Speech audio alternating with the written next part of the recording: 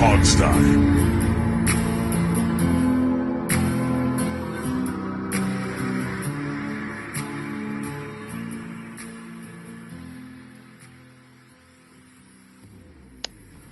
Hey everybody, welcome to the Hogstye. It is the end of the season. It was a very good Super Bowl, which of course we're going to talk about. And, it's now the offseason, which is my favorite time of the year. Although there is no offseason in the NFL now because, you've got the free agency coming up that we're going to be talking about.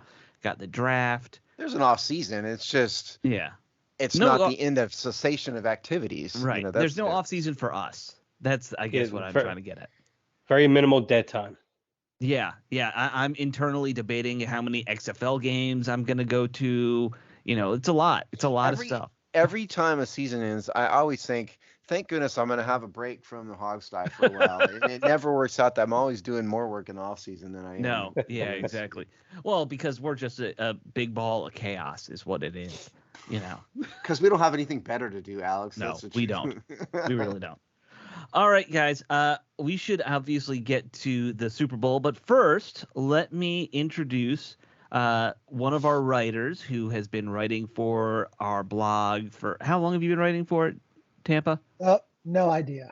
Yeah. I think it's 3 years. 3 years, 4 years, somewhere. 3 years, I think 4 it's years. 3 years. Yeah. And also, He's do you been here want to go longer by than Tampa, two, I or do you know want to that. go by some other alias for this? we didn't really establish that before. Or Noon. Nobody. No one. All right. He's no one from Tampa. He's no one from Tampa. He's been one of our commenters forever. Pre Hogstye even. He really Steve lives and I have in known him. So Milwaukee, Wisconsin. Has nothing to do with Tampa. He lives in the very opposite of what Tampa is. Fargo. Lives in Seattle. Yeah. Well, like I said the other day on Twitter to somebody, when I started talking about, they were talking about the Redskins and their visit to Mons Venus back in the Super Bowl they lost to the Raiders. And I said, yeah, well, half the team was at Mons Venus and the other half of the team was across the street at 2001. And they go, well, yep, you must live in Tampa because the two places are across from each other.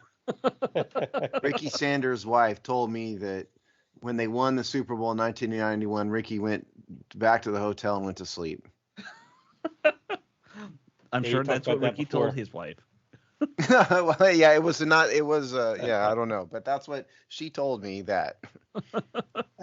I moved to Tampa in '89, and as soon as people found out I was a Redskins fan, they were like, "Oh, let me tell you what happened when they were here in the Super Bowl." And this was like 4 or 5 years after the Super Bowl, right?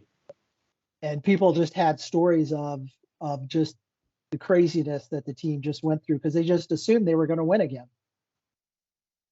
Okay, you're right. So this was the one they lost, right? That was the when they lost to the Raiders one in '84, I think it was.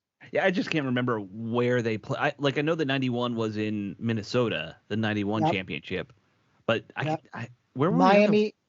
They were. California was the first one against. Yeah, Miami. because Pasadena, right? My family had season tickets that year, and my dad contemplated a trip to California for that, and ended up it was way too expensive, so it didn't. Yeah, even back then the Super Bowl was crazy expensive. And the second one they went to was here in Tampa, and then the third one was Denver, and I think that was also out west. And then over the past 30 years, it's been an utter barren wasteland. Yes, of course. But well, that's why don't another we talk story entirely. Yeah. Well, Tampa, good having you on the show. We have you on just so folks know. As we're doing our free agency previews, we are going to be talking about defensive line, and you wrote about that. But first, why don't we all talk about this Super Bowl that we just all watched a few days ago? Great game, in my opinion, other than the very end getting decided by the refs a little bit, which is annoying. Something we're used to. Can we start right there? So sure. Because that's the controversial part, right? Both teams, other than that, both offenses played well, right. All of that. But number one, that was a hold. Number two, It was very ticky-tacky, and the real crime here isn't that they called a hold on Bradbury, because as he even admitted, sort of the part that everybody saw when his hand was kind of on the guy's back, that I thought that was incidental contact, but he grabbed the jersey and pulled it, and that's, the ref saw that. That's what Bradbury admitted he did afterwards. Right.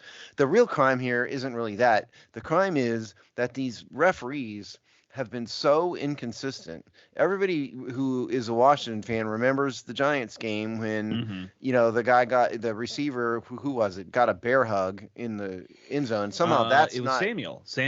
Curtis Samuel. That's not draped holding, but then you grab a jersey, and that is hold. That's the crime here. In terms of Philly, I would suggest to Philadelphia that maybe you don't let a fumble recovery go for a touchdown, and maybe you don't let a 65-yard punt return go. For 65 yards, and maybe you don't let the cover the team receiver score every single possession. Cover the and receiver. maybe actually adjust. And if they run the same play again, make sure you at least cover it the second time. Yeah. So I don't have a lot of sympathy for that, and it was weird for me because I wasn't really rooting for either team. I don't really like either one, and I was just kind of weird, just sitting there hoping and praying the halftime show wouldn't be garbage, and of course it was. So that's my thought. I mean, I think we would all agree it definitely by rule was a hold, right? No one's going to debate that. It's more, it seems like you didn't call a whole lot the whole game, and then that's when you decide to pull your flag out. If you're going to let them play all 4 quarters, not 58 minutes. That's well, I think there are 2 components to that. If you took one of them away, they may not have called anything, because we saw that initial hold, which happened, and there were NBC cameras there. They had a really good angle one. They froze it, and it's actually on the web. You actually see a jersey being pulled right away. Right. Sure. But on his left hand, he hooked Juju Smith on his left side. So he actually got that hand. So he basically held and hooked him. And Juju kind of sold a little bit too as well. So you had those 2 components. You take one of them away, they might have let it go. Maybe. But it's better they call the penalty versus what happened to the Commanders of the guys absolutely mugged in the end zone. It was holding to start with. It was pass interference because the ball was in the air at the second part, and they'll call. So I'd rather have the call and bemoan, oh my God, you called it and it was ticky-tack, versus, oh my God, it was so obvious and you didn't call anything. I mean, look, this is a problem in a lot of sports, right? In baseball, you have umpires who have wildly divergent strike zones. Right. In the NBA, you routinely have stars not get foul calls that probably shouldn't be fouls. In the NFL, you have referees that are seemingly very inconsistent. I think part of the issue here is that in today's technological world, the replays are so much better, than they were. I don't think the referees are necessarily worse than they ever have been. They're probably somewhere around the same. But we know very clearly when every mistake has been made. In years past, this play would have had like maybe 2 camera angles. Sure. And that's all there would have been. And like in today's world, the immaculate reception might not have been a reception at all. Well, I mean, it's not just the 2 camera angles, Steve. It's and I'll say this as a video person, it's all right. We need to rewind this and watch it again really quickly, and that's not. It's the definition and the frame count. Yeah. It's the quality of the video today also, not just the number of videos. Yeah. You're talking VHS at 30 years ago, which was 640 pixels by 480 pixels, versus now we're at 8,000 pixels by 4,000 pixels. And everybody remembers trying to freeze frame on VHS, that a certain kind of tape to get a good look at the action, right? Yeah. And it just blurred it. You couldn't really see anything, So now digital, you pause it, you got a 4K picture there with all the details. Exactly. Yeah, I mean, so look, I think you're right, Steve, in that sense. In fact, they were showing some stuff of old Super Bowls, and I remember seeing I can't remember what it was, one of the Cowboys Super Bowls, a catch made by a Cowboys player, and he falls to the ground in the end zone, and the ball clearly came out. I think they counted it back Johnson. Then. Butch Johnson, maybe. It might have been. Yeah. But yeah, I mean, he had the ball for like 1 second in the end zone, and it's a touchdown, and he dropped it. Yeah. So, Yeah, like, the standards are, I think we are more critical, like you're saying, because we know more. But at the same time, it's the duty of the game to be as up to date as the technology's well, letting it's them. the duty of the game to be consistent. That's all I would ask. Mhm. Well, let's have consistency because again, the perfect example is what we just talked about: Redskins Giants or Washington Giants versus this game.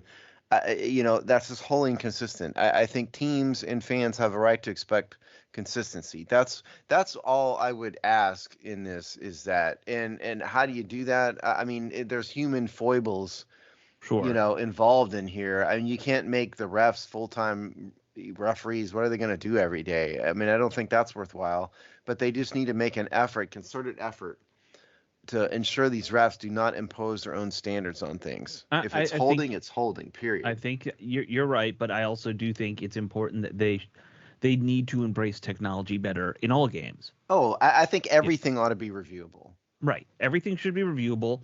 We have these camera angles for a good reason. There should be the judge in the sky or at headquarters or something checking all this stuff in real time just to make sure. There's Dave's nothing just wrong with sitting that. here fuming. It looks like Yeah. not saying anything. Well, I just go back to when this all started for not understanding when a catch is.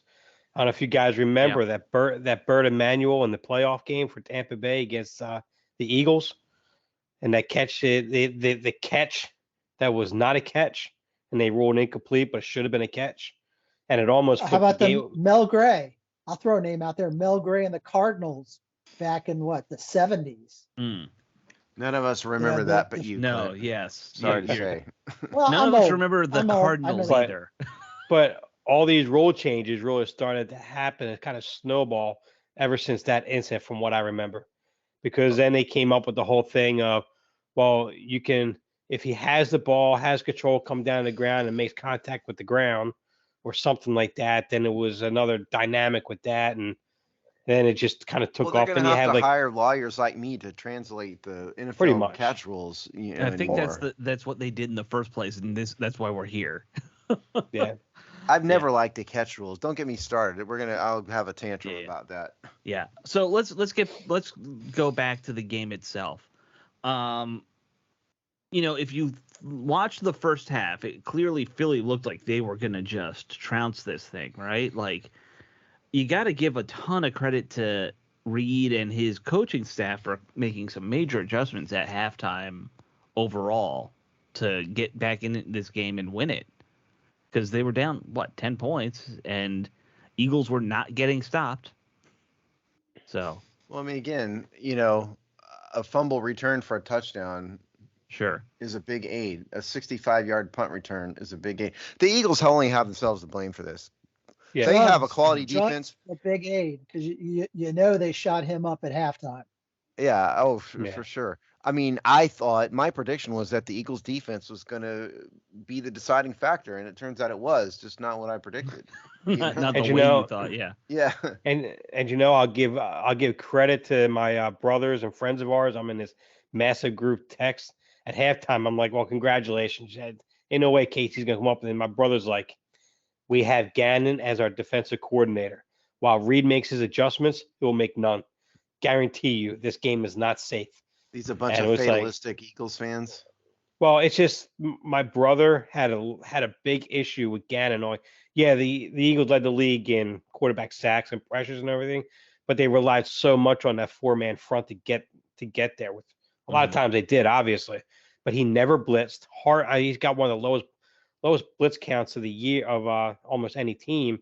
And when it came to when an offense was successfully adjusted against that defense, if Hurts wasn't on his game, they were losing that game, which obviously Hurts was on his game all year. But he was very frustrating to a lot of Eagle fans over here. Again, they were happy when he went to the Cardinals for head coach.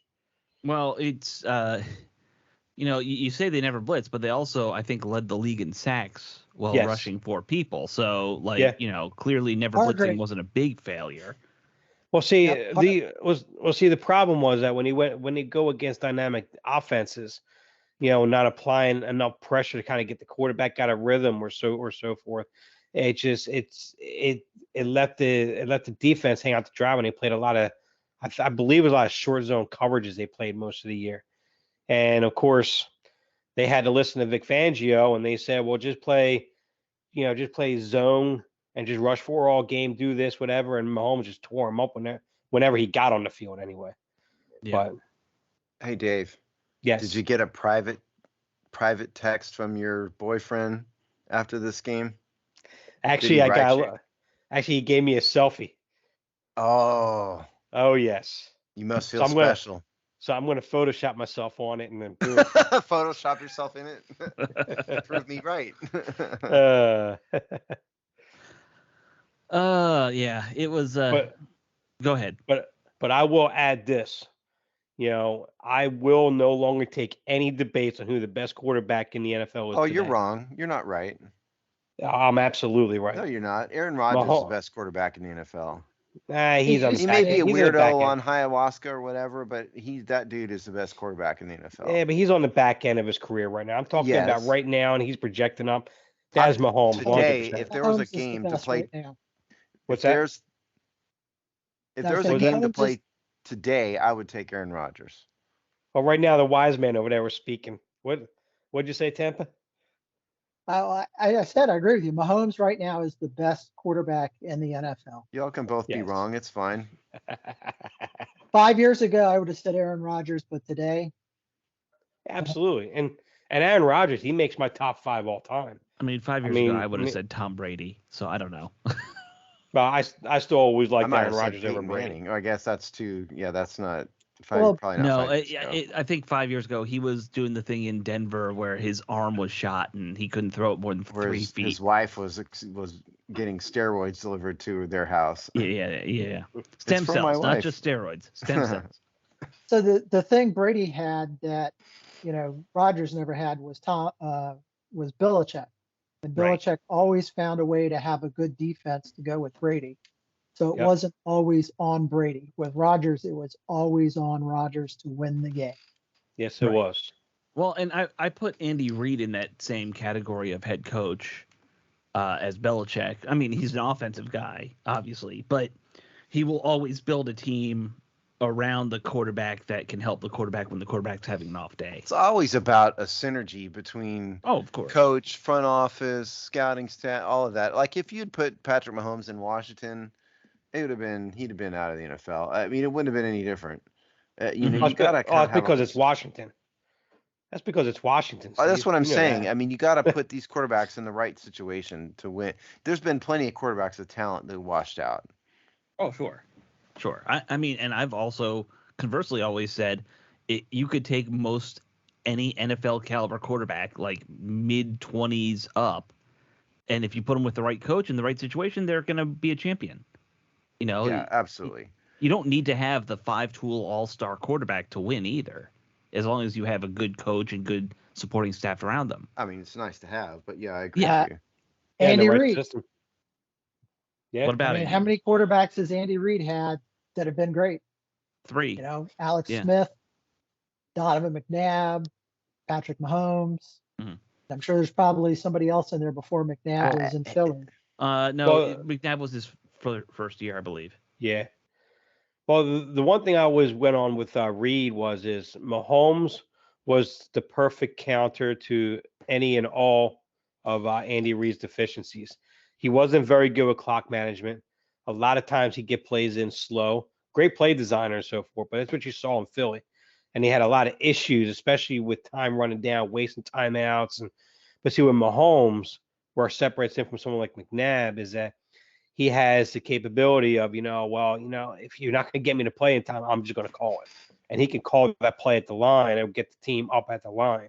Right. So he has but McNabb could never do that. And so, and that's something that Aaron Rodgers had to do his whole career on the most part, because McCarthy was not a very good coach. Well, the other thing also he carried him to a championship crossing route. Yeah, well. Yeah, I mean, the other thing that separated Mahomes from McNabb is that Mahomes doesn't throw the ball directly in the dirt. That is true. Yeah. Screen, deep pass to Todd Pinkston. That's your entire offense. Congratulations. All right. Any other thoughts about the Super Yes, Bowl? I hated the halftime show. Get Of a course you rock did. band in there, for Christ's sake. What happened to the Foo Fighters? Metallica, John Williams. Alex had a great point. Boston Pops Orchestra would have been better. Yeah.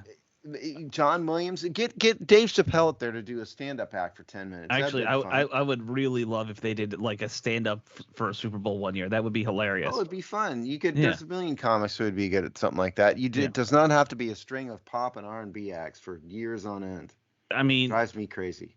In this day and age, any comedian is going to offend at least a third of that population there in the stadium. You'll be hearing boos. I'm gonna have to write I'm gonna have to write a ranty column about this. I just know I am. No, Dave. See, you just can't get the edgy guys. Chappelle or Louis C.K. or those guys wouldn't work. But you get a Jerry Seinfeld, you'd be fine. Yeah, that's true. You just get one of those ones who's famously apolitical. Who's the short guy? So I guess Bill Burr wouldn't work. I think Bill Burr couldn't do it without censors getting freaked out. That is true. Short comedians. We're talking Kevin Hart. Yes, him. Kevin Hart would be. Kevin Hart would be he'd good. be a He safe doesn't one. offend anybody. Yeah. Yeah. Get a nice vanilla comedian who doesn't say anything political. Or get like Cirque du Soleil out there. Have them flip around for 10 minutes. That'd be fun. You don't have to have lip syncing washed up pop stars every year. And jetpacks. Actually, they did more of a show. Jetpack. Yeah, jetpacks. Anyway, that's enough. Maybe I'll write a big column about this because I feel like it. All right. Why don't we change gears? Okay. Let's talk about the reason we brought Tampa on. Tampa, you've been working on your column. Is it come out this week, Steve? Yes, it's going to be this week. It's Okay. going to be as soon as he gets done with it. Okay. So It's you've been post. working. You've been working on defensive line and free agency. So why don't you kind of take us through some of the defensive linemen you're starting to look at, and what you're expecting. Before you do that, so I guess we didn't explain this very well. We started this last week technically, but Right. we're gonna every week throughout this offseason, we're gonna take a look at free agency by position group with an eye towards what Washington would want to do, and then we are going to do the same thing with the draft by group.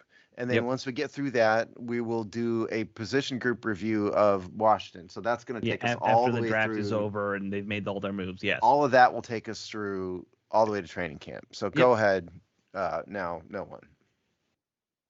So let's start with Washington. Washington has two free agents on the defensive line. All right. One of my favorites, Efe Obada. He had, I think, 4 or 5 sacks this year. And then the sack monster himself is coming up, Daron Payne. So that's the two free agents. And the big question will be, will the Commanders re-sign or tag Daron Payne? So he had 11.5 sacks, I believe, for the year. Yeah. Monster year. And, when you look at the entire population of the defensive line, there's probably 3 standout players, 3 of your 3 A-list players. You got Yannick, and I can never say his name, Enagwe. Yeah. That's actually right. Out of the Colts. He played for the Colts this last year, and he's free agent. So that's kind of your edge guy, the top edge guy. And the other 2 guys are really inside guys. Payne, of course, and as we just alluded to talking about Philly, Hargrave, who had like 11, I think he had 11 sacks. Yeah. Playing the inside with, Fletcher Cox, who's also a free agent. So sort of the interior of the Eagle defensive line is all free agents coming up. So I would think the Eagles would want to go hard after Hargrave. He's in the 30 and over crowd, but I think, he's still just at 30. So he's probably going to get another big contract. Fletcher Cox, I think he's going to get like a 1-year deal maybe. Because he's moving more into that situational, rotational defensive line, come in when it's an obvious passing point. That's where he's kind of going with his career at this point. Go ahead. No, it's doesn't this discussion really start and stop with Daron Payne, right? I mean, if Washington's going to spend big money on Daron Payne, they're not going to be able to really sign anybody but minimum salary free agents for the defensive line. So to me, it starts and stops there. And I went over 2 weeks ago about what kind of contract it'd probably take. I mean, it's expensive. And I don't think they're going to tag him. I don't know. I just get the sense that Ron wouldn't want to do that. So call it just a hunch. And so if that's the case, I mean, it's possible that they would let Duran go, or that Duran would get an offer that Washington can't match. And then at that point, then we're talking about replacing with somebody. So I think it's a major question that needs to be answered first. And the question too, do they try and work, do you try and work out a deal with somebody ahead of time and then tag them and trade them? Yeah, but I don't know why any team would want to do that. Yeah, that's happened, and that's haven't really happened very often, has it? No, it doesn't. Tag and It's not trade? common in the NFL. No. No. Yeah. No, I feel like there was a trend of it a little bit, like 5-10 years ago. Well, the NBA does this regularly. Right. And the NFL, I think, had rules against this years ago too. So it's just not common in the NFL. Mm. Yeah, I mean, yeah, you're right. It does all start with him. And when you talk about the other names that I'm sure we're going to get to here, no one's coming close to Payne really in this whole discussion, are they? Like, I mean, I know the one interior guy from Philly, but that's about it. Yeah, I think he's everybody's projecting he's going to get like 18 to 20 million a year, and the other two guys are probably in that 15, 16 million a year area. So it depends if somebody really wants a good interior guy and wants to pay big money. If they think he's going to be their version of Aaron Donald. And he very well could be for the right teams. Yes. I mean, anybody who's comparing another defensive lineman to Aaron Donald needs their head examined. That's just not fair, Well, he's probably the next best thing. If you can't get Aaron Donald, Payne right now is probably the next best thing. I don't know. That's a tough one. But who else is available, Tampa? Let's hear about the full list. Alrighty. So we've got on the edge side, there's a lot of guys whose names I'm not going to even try and pronounce. So like the 49ers have a couple of guys, Omenahu and Iwukam, I believe. They're kind of both have been rotational guys. They both have had like 6+ sack seasons, kind of soft on the run, but they're very athletic. They're good edge people. I think you'll see those guys go. Nelson from the Bucks, I think he'll probably turn up free agent. Arden Key from the Jaguars, that's another name people might know. And then you have some of the edge guys who are really linebackers like Shaq Lawson, O'Shane Zimenez. And then there's one name, and he has a big injury history, plays for the Saints, Marcus Davenport.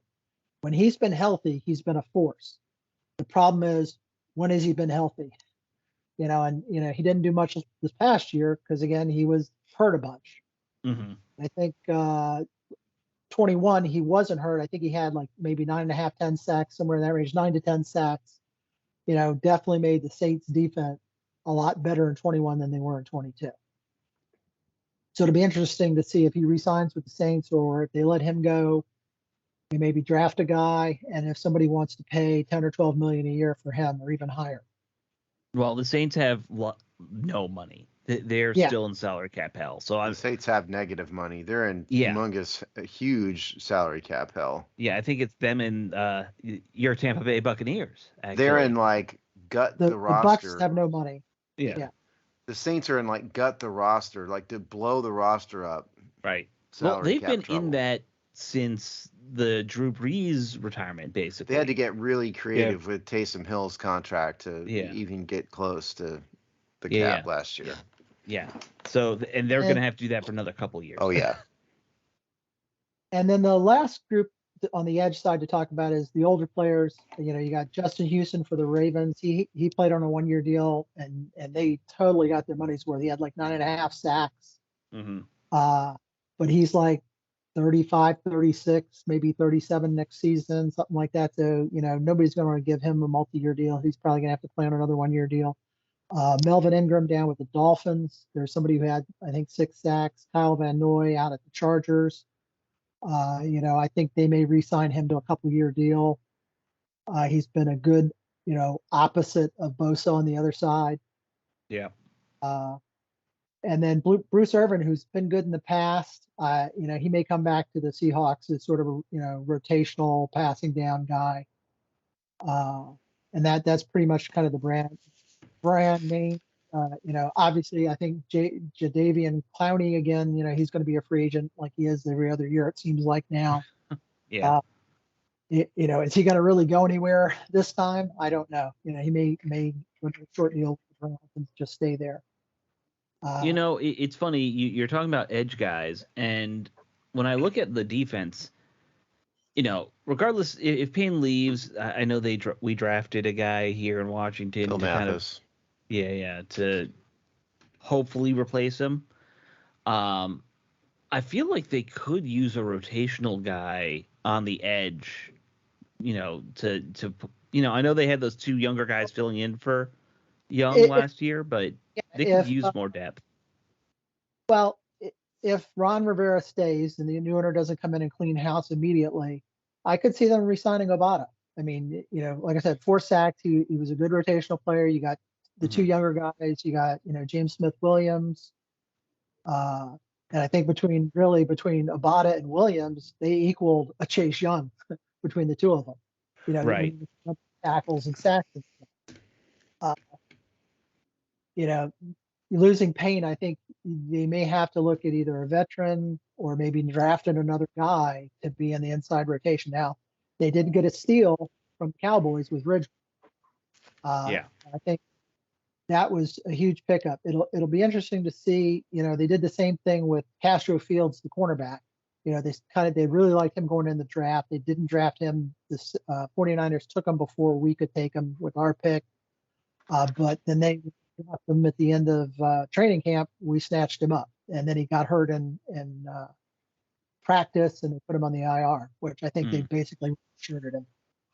It's like, oh, sprained ankle. Yeah, he's going to be out for the year. Well, I really don't think realistically Washington's going to spend any money on edge rushers. I mean, they may re-sign F.A. Obata or whatever, but they're just not going to go sign players that cost money, given that they have 2 first-round draft picks who are still in their rookie contracts. They haven't decided what to do with them.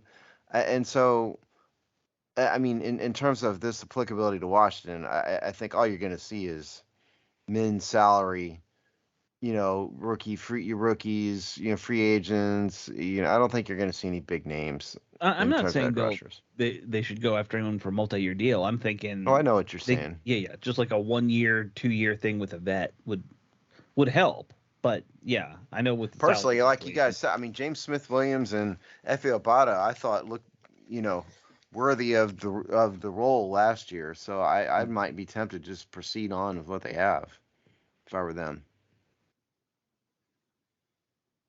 Dave, you've been quiet. Yeah. I have to call you out again. Dave's playing hurt, Steve. We should say that. Dave's playing hurt. Man up, Dave. Start talking. Well, as far as the line for the depth-wise rotation with Abada, Smith-Williams, and so forth, Shakatoni and so forth, I think the depth we have in place, and we'll most likely keep most of them. I just don't see them allowing Daron Payne to walk, though. I just don't see it. I think it's going to want to be in a cost that, like I said last week, ultimately either Montez Sweat or Chase Young is going to be a cost of one of those two, because him and Allen are just too good together in the middle, and you saw Philly all year. Their biggest asset was the pressure they got up the middle, and the defensive ends were able to kind of tee off all year long. I mean, Josh Sweat is just, he's nothing special on Philly, but because of what they have on the interior, he's getting manned up every snap, so he's taking advantage of that. So that's what we have there. Most quarterbacks don't have the speed. You get the pressure up the middle. They can't run up the middle. That's where the big runs come. Usually you break free, you get up the middle, you lose contain up the middle, they get 10, 15 yards the first down. If the pressure comes from the edge, you don't see a lot of quarterbacks beating around the edge and getting upfield. They just don't have that kind of speed to do that, even at the NFL level.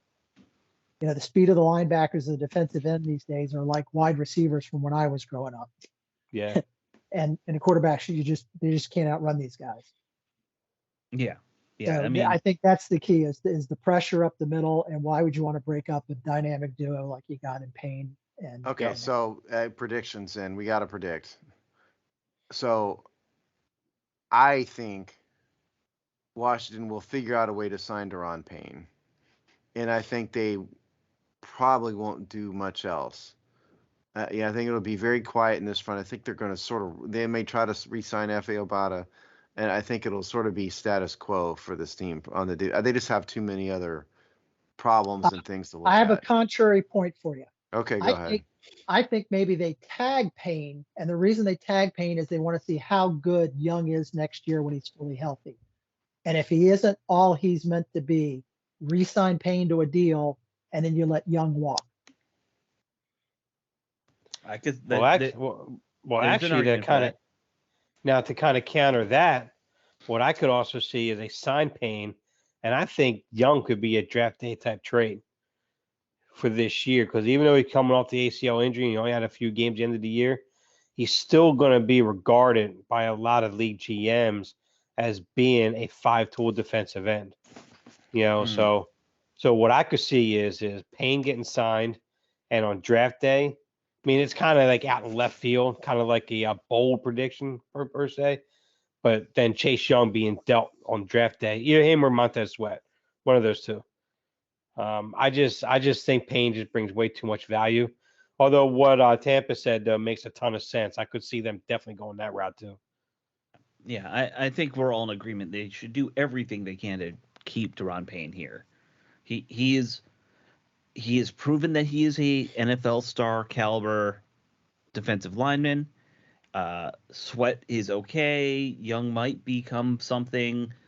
Go with the sure thing. You always keep the guys who have shown that they can be studs rather than guys who could be. Well, and he works well with, as one of you said, works well with John Allen. Right. They've known each other forever. They play well together. Yeah. It just works. Yeah, exactly. Even though they had that fight, what was that, over a year ago? I think that's just like two brothers sometimes getting at each other kind of stuff. I think that's not a real fight. Yeah. Yeah, it's just the camera so happens to come across them. Right. Things get heated, man. It happens. So a few other names to throw out there. Okay, sure. Just to kind of move things along a little bit. So interior wise, you have Draymond Jones from the Broncos. He had 6.5 sacks this past season. Morgan Fox from the Chargers, also 6.5 sacks. Zach Allen from the Cardinals, 5.5 sacks. I think those are, 3 names that you might see people pursuing, if they want to beef up the interior of their defense. And like I said, Fletcher Cox is coming off, but I don't think I think he's going to want to stick with the Eagles. I think the Eagles go out hard after Hargrave. And I think the other guy who's a little bit over the hill from the Saints, and they're not going to be able to sign him, is Onyemata. David Onyemata, I believe is how you say his name. And I think he had 5 or 6 sacks this past season. He's still pretty good on the inside. He would definitely beef up that interior pressure for a team. Those are some of the other names on the defensive line. Okay. I mean, it's tricky with these position groups where we're like, well, we kind of don't think they're going to be crazy in this. With this I mean, position. that was the gist of the article. It says I don't expect the Commanders to do anything, with the defensive line. I'm working on wide receivers now, and that's basically how I open. Yeah, look, we wouldn't be doing our fake jobs if we didn't cover all, every position. I know. Plus, I'm pretty sure Cam Curl's going to want his contract this year too, probably. Who's that? Cam Curl. He's probably going to want it. He's probably going to want a new deal this year. Yeah. Oh, his dad already put that out there. He thinks he's going to get, $80 million a year or $80 million deal, for like $12 million, $15 million a year. I mean, I like Cam Curl a lot, so I'm not necessarily going to disagree with that. A deal like that, you could work that out so that it's not too cap heavy, against the team. Right. Since we're talking about free agency, we should mention up front the whole thing that Derek Carr just got released by I keep on saying Oakland. It's Las Vegas Raiders. which I didn't expect them to just outright give up and release him. I don't know about you guys. I fully expected it. Yeah. What I mentioned on the show last week about that guy on the plane, notwithstanding, Yeah. I thought they were going to probably release him too. I thought they would get a trade done. That's all. It's hard to trade for guys like that, and with difficult contracts and teams. See, the teams in the NFL know when, because of the salary cap, that they have to be released, and so it sort of poisons trade values, and so then you're stuck in a position where the Raiders want to trade him, but they really can't, except for a bag of chips, and it's hard to do that in the NFL. You're betting against somebody, and you know they have 4 aces. Are you going to bet against them? What's your point? Yeah. I just thought it was ironic that he goes out, has an interview or whatever with the Saints, and that lasted for a couple of days. When he comes back to the Raiders, he's like, "I'm not approving any trade to anywhere. You're gonna have to just release me." Well, the problem, as we just discussed, the Saints have less than no money. Right. So what are they? How would they even make that work financially? I mean, when he says less than no money, I don't remember exactly. They're over the cap by like $100 million. It's some huge number like that. At least no, it was $100 million last year. It's down to like $60 million or so this year. I'll go on Spo Track. I know you don't keep track of every team. So. No, I just do Washington. Yeah. So all right, well, so let's move on. So that is free agency for the defensive line. We'll have, I think, corners next week. I believe it is. Oh, I get to come back and do corners? Awesome. Yeah, reserve the time. New Orleans is at negative $54,775,000. Okay, there you go. Yeah, it was $100 million last year then. Yeah. Tampa Bay is at negative 57.9. So that is called salary cap hell, ladies and gentlemen. Yes. Couple teams in salary cap hell, and they're all in the South for some reason. All right. Well, so yeah, the Derek Carr thing. I assume we're not expecting any news of him talking to this. No. Yeah. Like Ron Rivera's done with that game. Well, also, I mean, just get people who need to use their heads. So we have a coach on Washington that is going into his 4th year. Right. The quarterback is not going to want to sign a 5-year, and the team won't want to sign a 5-year contract for a player like that with a coach who may not be here in 2 years, for a team that is for sale, apparently, allegedly, and we'll get to that. And when teams are for sale, typically they want to minimize debt. They're just not going to bring in a quarterback like Derek Carr, I don't think. Right. Yeah. I don't think it's realistic here. My guess for where he goes, by the way, it's a team that no one really talks about. I wouldn't be surprised if he were to go to he might be tempted to go to Houston. They need a quarterback. Even if they draft a guy, they might want a veteran. I mean, they're not going to pay Derek Carr huge money if they draft a, Bryce Young or somebody with their overall no pick. one does both. No. But you also have the Jets too. The Jets is the popular name for sure. The Jets, where quarterbacks and players go to die. He should just go to. Jared Goff's got to get cut, right? Because he's making way too much money. He should go to Detroit, and then you have a car in Detroit, and that's just fun symmetry. There you go. Yeah. How about the Seahawks? Would the Seahawks be interested in him? Seahawks wouldn't be a terrible option for him.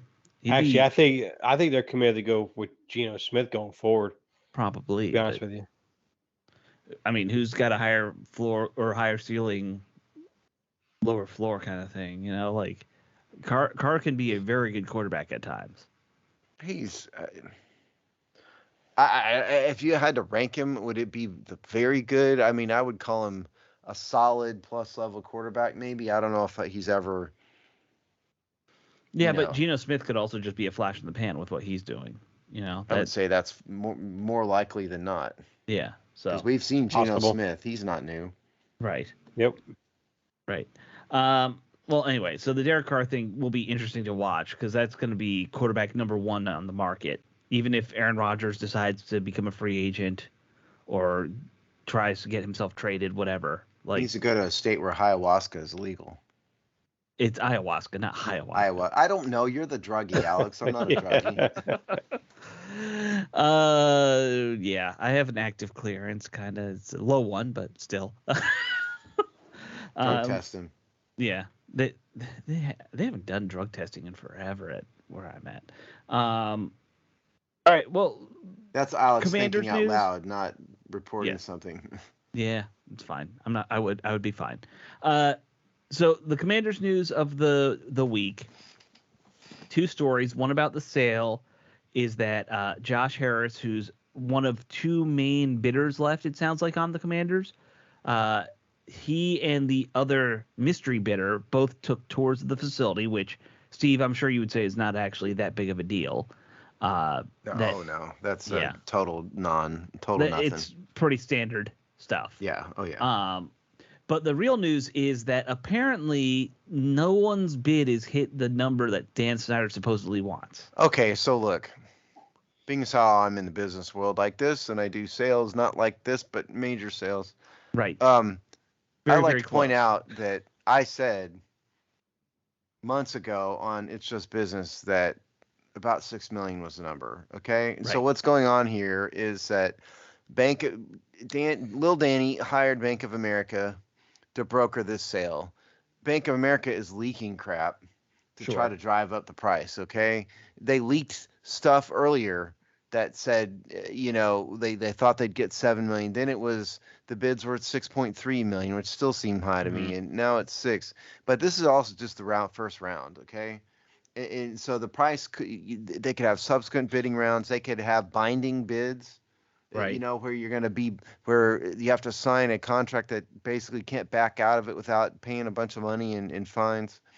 They could just go out and find, like Elon Musk or Jeff Bezos or somebody and say, hey, why don't you just write a huge check? And, all of this could happen. Right. So that's their dream, right? I mean, that's what they want to see done. Well, yeah. I mean, and this Bank of America's job is to drive the price up. But at the end of the day, the Broncos sold for $4.5 million. Mm-hmm. I mean, I just don't see a third more price for Washington. That's why I said 6. I mean, I think that's about the limit. That's why I said 6. And the more I've thought about it, Steve, because I've been thinking about this a lot, I even think I'm not surprised to hear that some of these guys are coming in below 6 because absolutely, you're going to need to build a new practice facility. Well, remember, you're going to need to build a new stadium. You're going to need to deal with a whole lot of stuff. This is basically an expansion team you're buying, where you're going to have to put, let's say conservatively, $1.5 billion into those types of projects. I mean, it's damaged goods. In many respects, it's not damaged goods in a top 10 TV market. Yeah, sure, but that doesn't really matter though, because the TV revenues are what they are. You're going to make money at it in terms of income, no matter what. I mean, but the bigger the TV and the TV and radio market and stuff that you're in, there's a lot more opportunity. The radio's chump change. Nobody cares about radio. No, I'm not talking about the income just from the radio or the TV. The ability to be the more visible in a market. I mean, it depends on the owner. Some owners care about that. Some don't. It is. There's no doubt Washington's a major market. There's no doubt that Washington's a major market. We've done the breakdown of the monies before. We've done those articles, and sure. What you get to keep is your local sponsorship money. You don't have to share that with anybody. So if you can have $20 or $30 million coming in local sponsorship money, that all goes in the owner's pocket. Yeah, well, and in one of the articles that came out, I think it was the writer for the New York Post, who my theory is the New York Post has been the leaking ground for Snyder's side, because they're the ones who said, oh, hey, Jeff, if you sell the Washington Post, Dan Snyder might be willing to sell you the team. They're the ones who leaked all that stuff. So I'm assuming the New York Post is in that camp. I don't know why anybody thinks that Jeff Bezos would actually do that. Yeah, I don't know either. That's crazy. Yeah. But would Dan put aside his documented pettiness and sell to his most hated, rival? Doubt it. Yeah, I doubt that too. I have a feeling Dan has a large list of people he hates. Right. It's Nixonian, his list of enemies. Yeah. Yes, it is. Well, and it's not too unlike Nixon. And he's, cowering, with, in a room with a bunch of microphones. It's actually that's a fairly good analogy. Yeah, I'm good at my political and sports analogies. It's almost like I grew up in Washington, D.C. Well, let's talk conspiracy. So Yeah. who thinks there's really a report and there's some quid pro quo here? Dan sells the team. That report never sees the light of day. Dan doesn't sell the team. Oh, hey, wait a second. We found out there is a written copy of the report. Here's all the crap Dan did for 10 years. Well, I mean, the owners don't want to do that. The owners know that they rat Dan Snyder out. It could be them next. Yeah. And so they really don't want to And do that. They'd rather. well, they know how petty he is. He will come for them. Well, yeah, I mean, but they do want Dan to go away. And so certainly I think there's some of that. And who knows what Dan really has? It may not be anything. Who knows? I do completely believe the only reason the other report hasn't been finished, the one they're working on right now with, I can't remember her name, the former AG. Joe White. Yes. Yeah. The only reason that's not out yet is because they're literally just waiting for Dan to sell, or if he backs out, then it'll come out. Of course. I do think that. And of course, this begs the question, if $7 billion really is Danny's number, and I don't know if I believe that, but let's assume it is. Mm-hmm. If he doesn't get close to that, will Danny hang on to the team, or will he do what was advertised what was advertised in the first place, which is bring on a minority partner? Nobody ever said that this was a guaranteed sale. Yeah. And yeah. So I think all of that is kind of up in the air. The question is really, what does Danny want? How low will Danny really go? In my eyes, if I was the guy who had about $1 billion or so, somebody offered me 6 more, I would take it. Right. If someone offered you 5, you probably take it. Yes. Yeah. Well, the question is, if he doesn't sell and he wants to sell next year, what's the team going to be worth? Is it going to be worth $6 billion next year? Is it going to be worth less? Because now the fan base is totally enraged and nobody goes to games, nobody buys stuff, nobody watches the game. Now that is a fair question. I hadn't even considered, like, if he backs out at this stage, how does that impact future attempts to sell? Or let's say he backs out, the NFL does have a vote and says, all right, you're done. And because we've never seen how that process goes, like, who knows what that would do to the sale? Boy, it'd almost be a distressed asset at that point. Yeah. Right. So then what? I mean, I would assume that tanks the value, right, Steve? Like, well, yeah, but there's some artificial, stuff in place here, because the value of an NFL team is never going to truly tank. No, but you won't get 6. Yeah, it might, reduce the value a little bit. Yeah, I'd say so. I would assume $500-600 million. What's that, right? Yeah, exactly. I'm just guessing on that.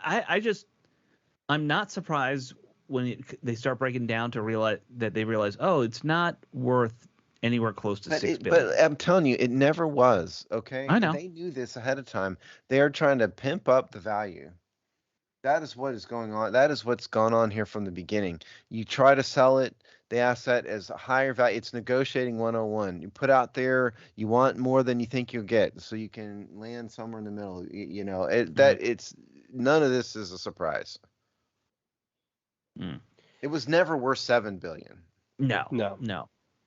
And one of the reports was that Dan really just wants 6 now. It was one of the leaks. Because again, what's another billion between strangers? Honestly, if you have multiple billions, is another one really going to matter? Right. Well, other than your own ego, which he's got in abundance. Sure. I mean, the thing is that none of the bidders who we at least know about are the kind of people who can get to some of those numbers that he wants. Well, I have an announcement. Uh-oh. I'm the secret bidder. You're the secret bidder? There you go. I made a bid. Unfortunately, it was $6, not $6 billion, but I made a bid. There you go. It barely covered the filing fee with Bank of America. I couldn't even cover the postage to get the bid to Bank of America. Yeah.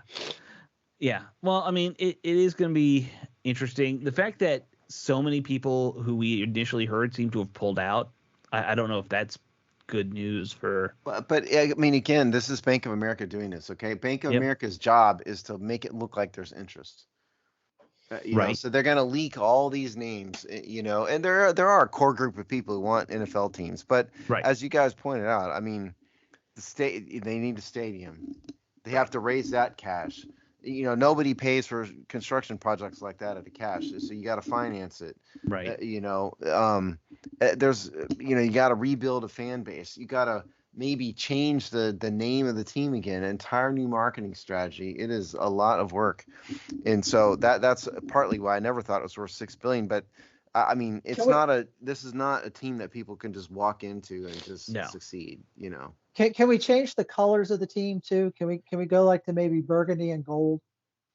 Well, that's a bold choice right there. You dump Washington Commanders and go back to Redskins, I'd come back on a heartbeat. Pick up Warriors. I might bring it back. Maybe. I don't know. The economics of what you need to do this, you probably need $2 billion cash up front, right? Roughly, ballpark. Yeah. Plus 30%. You need the NFL has waived that for years, though. But yeah, I mean, if they had an owner they liked, they would waive that. Sure, quickly, I think. But then you're gotta, even if you have that, you're still talking about financing another $6 billion because of the stadium issue. Yes. At some level, yeah. I mean, that's a lot for any of these most of these billionaires. That's a lot. So, other than Jeff Bezos and maybe Musk, there aren't a lot of people on the planet who could do that. So there's some guy from India worth like 50 billion too. Yeah. There's that guy. There's a handful. All the Saudi royals, I guess, technically, you know. I mean, but look, I mean, they would probably have the owner sign a individual guarantee over a construction project like that. But at the end of the day, the asset is what matters, you know. Right. And so the asset is going to have a lien on it, and you know, they'll evaluate the income, right? You know, on it, and if the income is high enough, I mean, you know, it's sort of one of the stories, I think it was the Post, had some of the info about what the income is roughly. It's about, and they're lower mid tier for the NFL. They're like 150 million income a year. I don't know how they know that, but it doesn't surprise me. I think it got leaked to them probably by Bank of America, would be my guess. Well, Bank of America is going to leak a low number, though. Hey, maybe. We're low middle. You know, that's not how it works. Right. But I'm just saying, like, if that's true, that's not great either for this. Well, did anybody think otherwise? I mean, the tenant's been in the tank. They had some sponsors leave them. Mm-hmm. I wrote letters to sponsors asking them to leave. Yeah, so did I. Did you get any real responses? I never got a response. I did. I got one from you. I got a real letter back from USAA. Oh, I didn't write them, so. I'm a member, so they did. They wrote me back and said they didn't say much, but I got a legitimate letter back from them. That's cool. That's something. All right, so the last thing we should discuss real quick, the search for a head or an offensive coordinator. They interviewed Greg Roman today, and I just saw on the Dan Snyder Yacht Tracker app, which also tracks his airplane, that his airplane flew to Kansas City and then flew to D.C. So we know that Eric Bienimie is in the D.C. area for an interview. Alex's favorite Twitter page. It is fun. It is legitimately fun. What offensive philosophy is Ron Rivera trying to pursue by interviewing Greg Roman and Eric Bienimie? They're very different philosophies, that's for sure. If that's what you're trying to get. That is what I'm getting at. Yeah. That's exactly what I'm getting at. I think it's more or less a pitch on how they'll use Sam Howell and how they'll incorporate the running game into whatever philosophy they bring in there and so forth. Mm-hmm. That's probably revolves around Sam Howell. What can you do to make Sam Howell the guy for us? Right. Because Greg Roman is clearly Mr. RPO, right? His whole thing is based off of read option, RPO, and those styles of offense. You know, he's had those quarterbacks. Sam Howell is probably would be the most traditional style quarterback that he would have coached if he were to get the job. Why is Sam Howell the guy, though? Well, I've been just saying assuming. This for weeks. I know, but why? Yeah. I mean, I don't get it. I really don't understand. Right now, he's the top guy in the roster. That's all. Well, by default. Yes. You know, That's the best way to win, Steve, by default. I don't have So, anything hey, against Sam Howell. I really and, don't, and but I don't understand why an NFL team would commit to a fifth-round draft pick who's played one game and was fairly Right. mediocre in that game, and all of a sudden he's the man. I don't get it. I don't know. It makes no sense Well, to me. I just think if they want to, if he really wants to sign Payne and bring Curl back and be able to do all these contracts and keep this team together, he's probably thinking Sam Howell's really the only answer, and then bring in a Bridgewater type as the backup. That's about it. Will he fail doing it? Probably, maybe. What? And again, he's got to do something.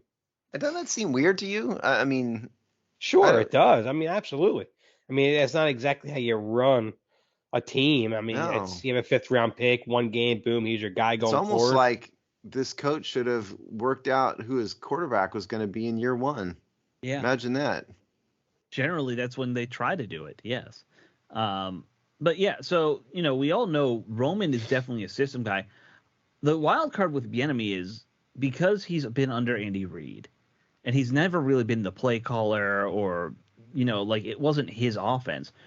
We don't really know what his offensive philosophy would be. Is he a West Coast guy like Andy Reid? Is he more of a like build your offense around your talent kind of guy? We have no clue how Bienemy would build an offense. No. Like we don't even know I don't even know if he has a playbook that he's drawn up. Like I mean, he literally be has a all new. playbook, but yeah, no, I think you're right. You know I what think I'm saying. Eric Bieniemy strikes me as a guy who relates fairly well to his players in that regard, but I'd be afraid. He's known as a hard ass. That's Yeah, there's that, but yeah. I would really be afraid that he's been kind of riding Andy Reid's coattails all these years. That'd be my fear. Clint, what do you think? if he hasn't been riding his coattails, why doesn't he have a head coaching job already? Somebody reporter around here told me that he doesn't interview well. Take that for what you will. Mm. I've hired people who didn't interview well. I mean, you ask enough questions where you get insights into their mind of how they're going to react and do. Right. And even if they don't interview well, if you think they're going to do well in the position, you hire them. To be I fair, know, you but work in an industry where a lot of people are not great communicators. Yes. There is that difference. If you find somebody in my industry that can talk in a coherent sentence that a business person understands, you hire them immediately. Yeah. Yes, and make them management. I know all about that. I wrote. So here's a question for you. Go ahead, Steve. Here's a question for you. So if Will Levis or Anthony Richardson are available at 16 as the GM, what do you do? It depends what kind of team you want. I still don't understand what Ron Rivera thinks of his offense. What kind of offense does Ron Rivera want?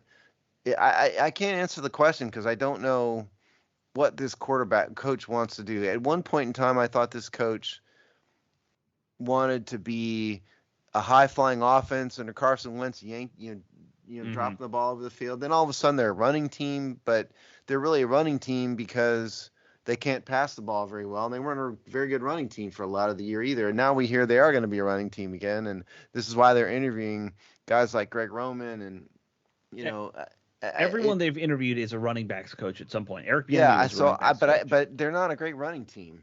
No, I think it's really tough to really answer the question. The Chiefs definitely passed the ball to set up the run. Yeah. Yeah. Well, that's all Andy Reid right there. Yeah.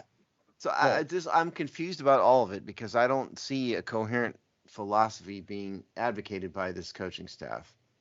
Yeah. Well, I mean, we have a defensive-minded coach, so I think the philosophy has always been defensive-focused, and he didn't getting a guy like Scott Turner was a mistake because he was young. I don't think he had any idea what he wanted his philosophy to be as a coach. He just was doing what he knew from his father for the most part. I look at I think he knew what to do. I think he knew what to do. I think he sucked at play calling. He didn't understand the rhythm of the play calling. Sure. That was his problem. He knew the offense. He knew the scheming. He could get guys open. I mean, you saw plays where guys were open down the field and the quarterback could not get them the ball. That's I don't think that partly was true, the issue. The issue was, how many freaking bubble screens are you going to call in a game if it's not working? It didn't work the first 2 times. You shouldn't be calling it the rest of the freaking game. Mm-hmm.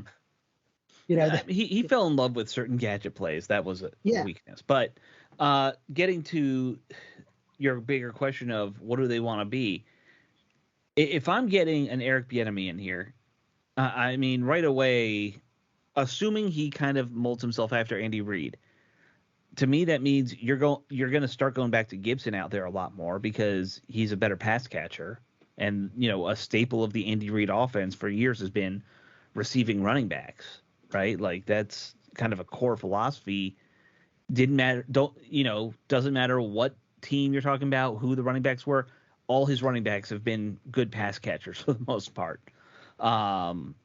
You look at Roman. We went through that pretty extensively. I don't know what they do at tight end. Obviously, tight end's been key to what they've done in Kansas City, and we don't have that kind of tight end right now here. So, well, who does? Travis Kelce's an all-time great. Sure, it's true. Sure, but I'm just kind of going through how. Well, the other build. X factor in all this is, I'm not convinced that a big-time offensive coordinator with options would come to Washington in the first place. Well, the good news is he doesn't have options for the most part. Yeah, he's all out of options now. I guess. I mean, because it's not because Washington's a lousy place. I mean, it is, but his contract's up, isn't it? I mean, he doesn't even have a contract next year. No, I know, but my point is, offensive coordinators' options don't come to teams that are being sold with a coach going into his fourth year. Right. That's my point. His options right now, Steve, because the Baltimore job got filled, that was the number one, it sounded like, for him. I was hearing that Kansas City kind of wants to make Matt Nagy their OC going forward, and that's why Bienimie's moving on. So it's like he's going to be here, or he's going to have to go to like Arizona, where they just hired the Eagles defensive coordinator to be the head coach, and they'll need an offensive guy. Like, that's it. Like, neither of those are great options for you if you're Eric Bienimie. Does he want to work with Kyler Murray, though? Right. A hurt Kyler Murray. Yeah. Who doesn't like playing football? Get used to that. Hurt Kyler Murray. Save that phrase. Yes. Dave, what do you think? You've been silent. I got to keep getting prompting you. You're like pensive at this point. Well, there's a couple of times I tried coming in, but you guys bring up some good points along the way. I don't want to interrupt you guys. You just got to interrupt. Do what I do. See, I just interrupted you right now intentionally. Now, I think the only real wild card is like going back to what Alex was saying. Maybe Bienimie, he will come into, I will have a philosophy that's a run-oriented philosophy that infuses what Andy Reid does with it. It won't be. Besides, you can't have Sam Howell run a West Coast system. I don't think he's that kind of a quarterback anyway. I mean, he's not going to get the ball and time routes like that with like how Mahomes does and so forth. But I mean, him coming in as a former running back, he could definitely come in with the philosophy of a run game, and then just infuse what Andy Reid did, and that's the only real wild card right there. And if not, then it has to be Greg Roman. I'm going to disagree with you on one point. I think Howell is really good on the timing routes. You saw guys getting the ball in stride in that last game. Now, can he do it consistently game in, game out? That remains to be seen. But the one thing he showed me that no quarterback in the last 5-6 years has shown me, I can hit the guy in stride at the right time so that he doesn't have to stop or jump or reach down to get the ball. The ball's right there, hits him, and then Roeder kept going. Yeah. Right. Well, we are technically out of time on the show. We're over time, I should say, even. Tampa, good having you on. I don't know. Are we going to get him back for his next column too? Yeah, we'll talk. Yeah, probably. You may see Tampa another week. Yeah. So we'll figure that out. Well, we'll have to talk. I got some vacation time next week, so we'll have to work out a schedule or something. That's not allowed. So we'll see. I got to take like 5 days off in the next 4 weeks. You need to decide what's important, your personal happiness or the Hogs tie. Is it use or lose? Because I lost. It's use or lose. Yeah. But it's like, when you get to a certain age and a certain level and a certain length of career, it's like now I got more leave than I know what to do with. Mm. So. Oh, see, they don't hire enough people where I'm at, so I'm always like swamped. Yeah. So like I get 3 weeks of vacation. I'd only maybe use 2 every year. So I'm in the opposite boat, unfortunately. I get a lot more than that. Sorry. Yeah. Good for you. All right, guys. We will talk to you all next week as we get started with our real off season. Later. All right. All right.